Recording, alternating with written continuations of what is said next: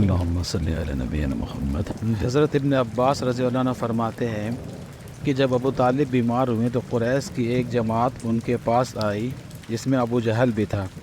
ان لوگوں نے کہا آپ کا بھتیجا ہمارے معبودوں کو برا بھلا کہتا ہے اور یوں یوں کرتا ہے اور یوں یوں کہتا ہے، لہٰذا آپ ان کے پاس کسی آدمی کو بھیج کر ان کو بلا لیں اور ایسا کرنے سے ان کو روک دیں۔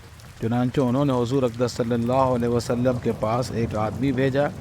آپ تشریف لے آئے اور گھر میں داخل ہوئے تو اس وقت ابو طالب کے قریب ایک آدمی کے بیٹھنے کی جگہ تھی۔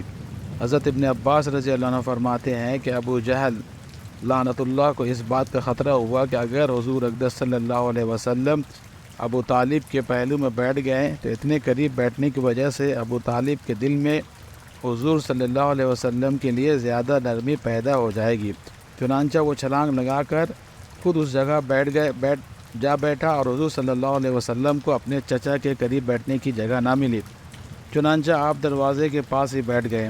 ابو طالب نے آپ سے کہا، اے میرے بھتیجے، کیا بات ہے کہ تمہاری قوم کے لوگ تمہاری شکایت کر رہے ہیں اور یہ کہہ رہے ہیں کہ آپ ان کے معبودوں کو برا بھلا کہتے ہو اور یوں یوں کہتے ہو؟ حضرت ابن عباس رضی اللہ عنہ فرماتے ہیں کہ اس پر سب لوگوں نے بولنا شروع کر دیا۔ آپ نے گفتگو شروع فرمائی اور فرمایا، اے میرے چچا، میں یہ چاہتا ہوں کہ یہ لوگ صرف ایک کلمہ کا اقرار کر لے تو تمام اہل عرب ان کے ماتحت اور فرمانبردار بن جائیں گے اور تمام اہل عجم ان کو جزیہ دینے لگ جائیں گے۔